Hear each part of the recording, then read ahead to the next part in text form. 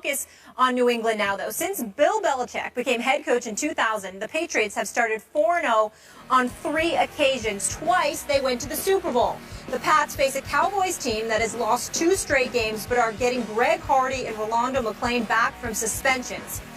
Skip, do you give your Super Bowl pick, your beloved Cowboys, a shot against your other Super Bowl team, New England?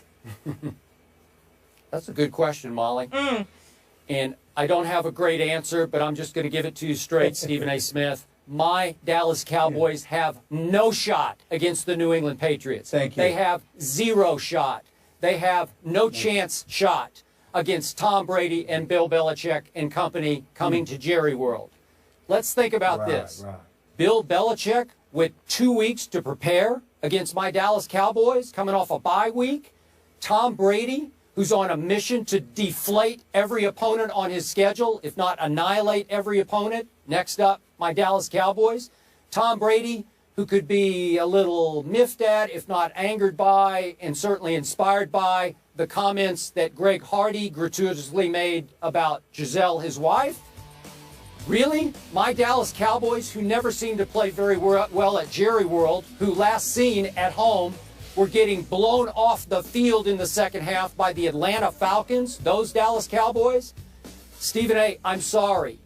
If we're talking about, I have Tony Romo, I have Des Bryant, I have Skandrick, I have Lance Dunbar, I have a healthy Sean Lee. If you tell me that, we could have a different conversation. But Greg Hardy's return, Rolando McClain's return, will not make that much difference against the best quarterback in all of pro football and the most explosive offense in all of pro football.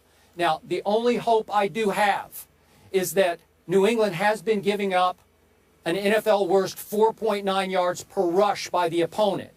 But the last couple of games, I got to tell you, my offensive line has not been winning the line of scrimmage. They're supposed to be the quote-unquote best offensive line. I challenge you, offensive linemen, show me. Don't tell me. Show me this Sunday against a New England defense that's a little vulnerable that way.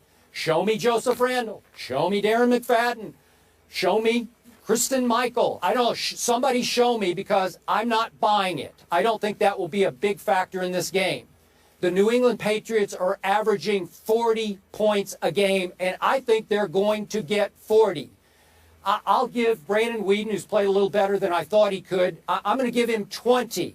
But Stephen A., would I love to see my Cowboys win this game? Sure I would. Did I pick them to beat Atlanta and then win at New Orleans to try to bank 2 more wins to get to 4-0 and then just try to ride out the storm before Romo and Des come back? I picked them, and they came up short both times. Fought hard, at least for a half against Atlanta, and took it to overtime at New Orleans, but it wasn't enough. So now, I'm sorry, I see New England 40, Dallas 20. Well, you know, let me say this, Skip Bayless. I'm so proud of you.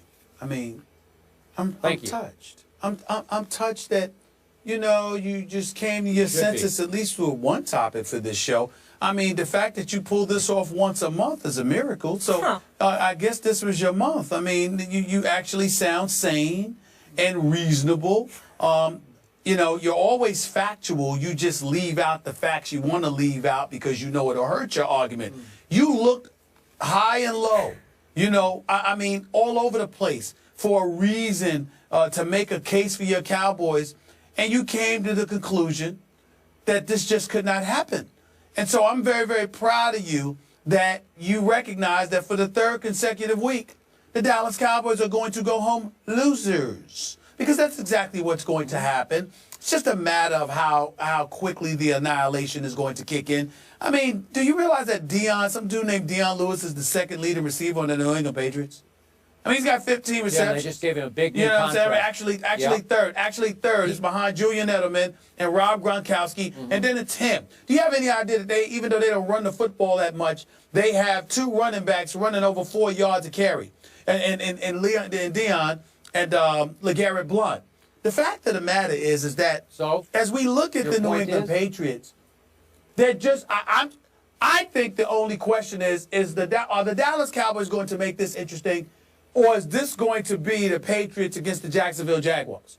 I mean, if you actually can make a legitimate argument that the Patriots may be the only team in NFL history that had 3 consecutive bye weeks. You had the Jaguars, then you didn't play last week, and then after that you got the Cowboys this week, which is probably going to be a bye week. You know, I mean, that's just what I see right here, Skip Bayless. I'm trying to wonder, really, from the bottom of my heart, I'm just trying to look at it, and I'm just saying, the Patriots, I mean, not only are they winning football games, but they're getting quality time off to rest their bodies. And so it's going to be real interesting to see.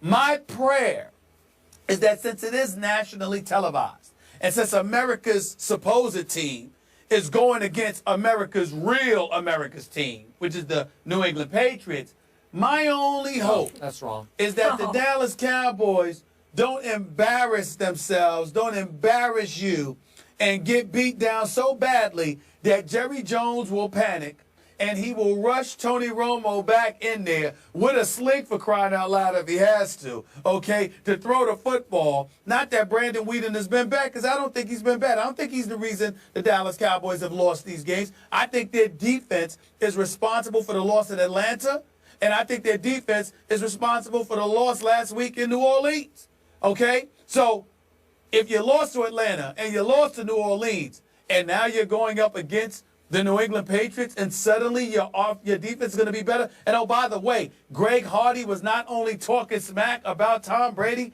but he used his wife and talked about how he hopes his sister comes too. I mean, really? You did something like that? Really? I mean, it's quite bad. It's quite bad. But I will acknowledge this. For the first time, I consider the Dallas Cowboys must-watch television this weekend. I can't wait. I just can't wait. It's going to be a beautiful, beautiful thing, Skip Bayless. I'm going to have a ball. I'm going to have my popcorn ready. I'm going to have my popcorn ready, Skip. Yeah. Let me jump in here to interrupt your act that you're putting on, your shtick. The truth is, you watch every minute of every Cowboy game. You're fascinated by them. You're actually a closet Cowboy fan, but that's okay. We won't out you on this show. And here's the bottom line. And I appreciate you repeating my case back to me, but here's the bottom line. I want to impress this upon you. Be very clear with this. I am not giving up on my Cowboys' long-term chances this football season. Romo will come back. The shoulder will be out of the sling. He's supposed to be even ahead of schedule. Des Bryant will come back. They will start getting healthier and hotter, and they will get on a late roll. And you better be careful. If they even eke into the backside of the playoffs, get that last available berth, you are in trouble, because you will fear what my team turns into once it gets healthy and hot. Hey, remember what I said? That's all you want. I will have the last laugh. You mentioned all of these names. You mentioned all of these names, right? Are you sure they're going to last, Skip Bayless? Are you sure they're going to be there for you in the end?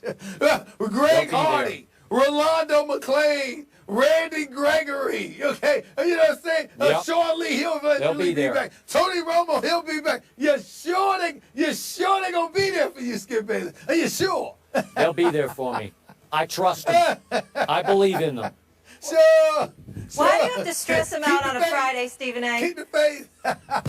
I'm not stressed. I'm fine. It's just a mere bag of shells. All right, so we both have New England winning. Up next, we're going to get into the team that they faced in the Super Bowl, the Seahawks. For the last few years, Jimmy Graham has been the league's best receiving tight end, but his blocking, on the other hand, has some concerns. We'll get into that coming up.